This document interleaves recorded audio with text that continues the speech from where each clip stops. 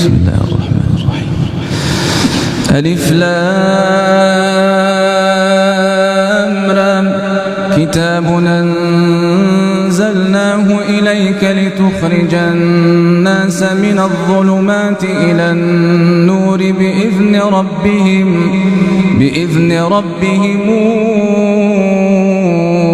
إلى صراط العزيز الحميد. الله الذي له ما في السماوات وما في الأرض وويل للكافرين من عذاب شديد. الذين يستحبون الحياة الدنيا على الآخرة ويصدون عن سبيل الله ويبغونها عوجا أولئك في ضلال بعيد. وما أرسلنا من رسول إلا بلسان قومه ليبين لهم فيضل الله من يشاء ويهدي من يشاء وهو العزيز الحكيم.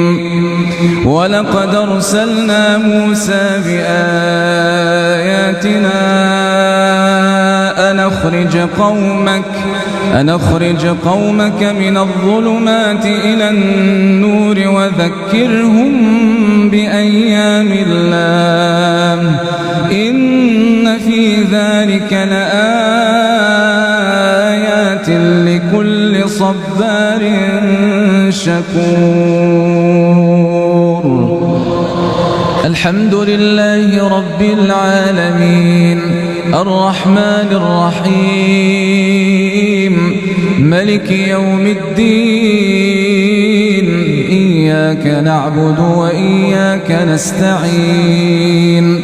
اهدنا الصراط المستقيم صراط الذين أنعمت عليهم غير المغضوب عليهم ولا الضالين.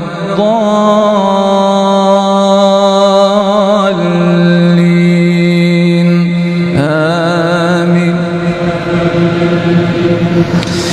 وإذ قال موسى لقومه اذكروا نعمة الله عليكم إذا أنجاكم من آل فرعون يسومونكم سوء العذاب ويذبحون أبناءكم ويستحيون نساءكم وفي ذلكم بلاء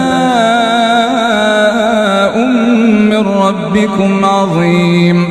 وإذ تأذن ربكم لئن شكرتم لأزيدن